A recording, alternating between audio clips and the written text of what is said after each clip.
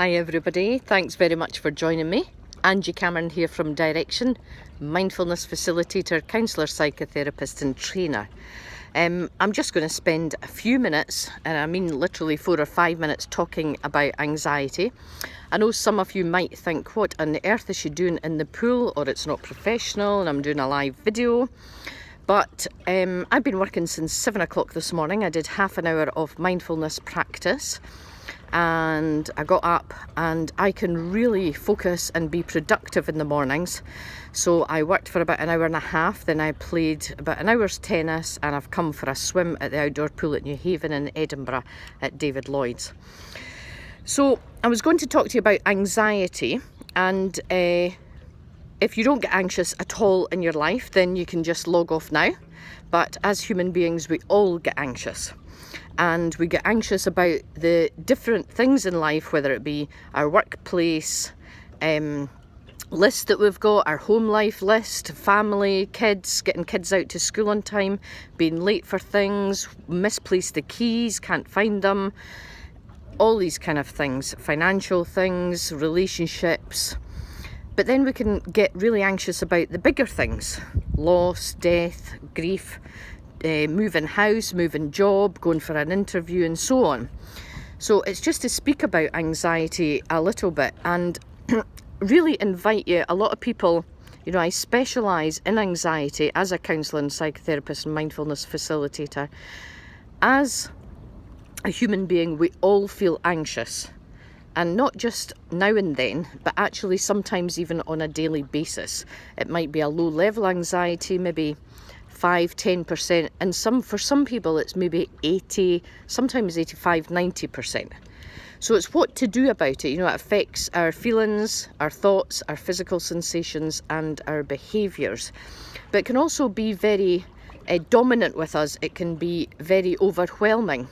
For some people, they can get quite angry, frustrated, irritable. I know that I get irritable when I'm anxious. I can get frustrated, just fed up, impatient, and that's kind of generally me. For other people, it can be quite a lonely place. They isolate themselves because they withdraw, and that's not something conscious that they do, but it's how people cope.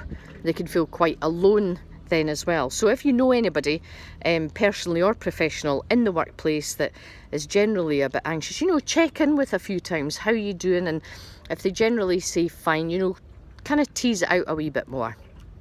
So the invitation in mindfulness is really to talk about the RAIN practice. And the RAIN is an acronym for recognise, allow, investigate and non-identification. So when we feel something difficult, stress or anxiety or other difficult feelings, the invitation there is first of all to recognise it. When it knocks on your door, rather than pushing it under the carpet, ignoring it, trying to distract yourself and move on from other things, the anxiety wants a little bit of attention. So when it knocks on your door, you don't have to open your door wide and say, oh, come in, for a cuppa and a scone, but actually just know that it's there. And if it's looking through the little door peephole just to say hello, how can I help, what do you want, listen to see what it wants. So just recognising it's there and allowing some space. So the first 2 letters of RAIN is recognise and then allow. Allow it to be there, give it some space. The more we suppress it, the more it'll heighten it, the more it'll just be overwhelming and intensify. And when we recognise it and allow it some space, psychological research shows, scientific research and neuroscience shows that actually emotions like this don't last any longer than 10 minutes. As a psychotherapist, I doubted that when I first heard it, but I think it's great research, and actually through the years I've tried it with both myself and clients, and it's absolutely true. When you welcome it in, when you recognise and allow it to be there, it somehow changes. It sometimes moves into motion. And then the 3rd letter in the RAIN practice is investigate. Check out your feelings, your thoughts, your physical sensations. See how it's feeling for you. Well, what am I feeling? Where am I feeling it about? What kind of thoughts am I having? Am I having irrational, negative thoughts? Am I thinking that I can't cope? What about the physical sensations? The tension, the neck. I hold a lot of anxiety in my neck, sometimes my chest, sometimes even my leg. So check physically how anxiety affects you. And also, how do I behave? Ask yourself that question. So we're not looking to criticise ourselves, we're not looking to analyse or judge, we're simply noticing. The last letter in the acronym of RAIN is non-identification. What happens is when we feel emotions, they can become so intense that we identify saying, this is me, I am my anxiety, and we act out in that way, make decisions, make choices along with just simply an emotion or emotions. And it's like we become a bit blindfolded, or we have these blinds like, a racehorse, and we can't see what's beyond there or what's over there. So the best thing we can do is kind of non-identify ourselves with that. So asking ourselves other questions like, how can I look after myself? What's the other things good that I've got in my life just now? What's the positive things that I've got in my life just now? What's the nice experiences I've had today? Or what's the 3 things I'm looking forward to for the rest of my day or tomorrow? And a great tool is actually, when you go to bed at night, is actually have a little bit of paper or a pad, write down what's the 3 things that I'm looking forward to my day tomorrow.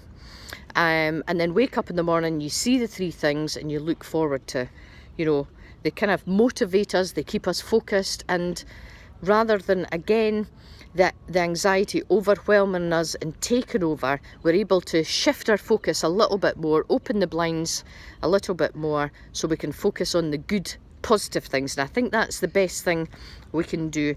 And just finally, the other thing about anxiety, we can go from one thing to another with this continuous anxiety, and doing something external. So rather than coming into the internal world, ruminating, reminiscing, analysing, all of this, over planning, over organising things, is actually to go to the external world rather than be too internal, and listen to nice music, listen to the sounds out there.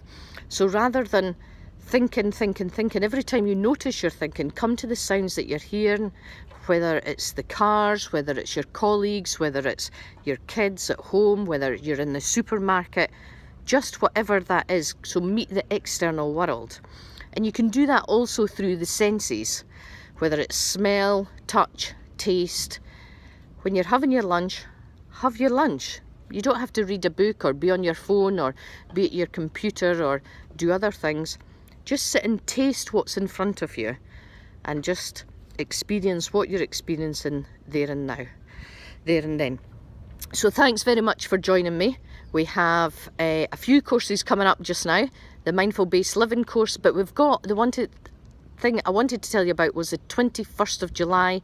We've got a mindful beach walk. It's free. It's on Portobello Beach. If you're interested, let us know. It's 10 o'clock in the morning, and hopefully we'll see you there. Okay, thanks very much for joining me, and I'm away for a swim. Bye-bye.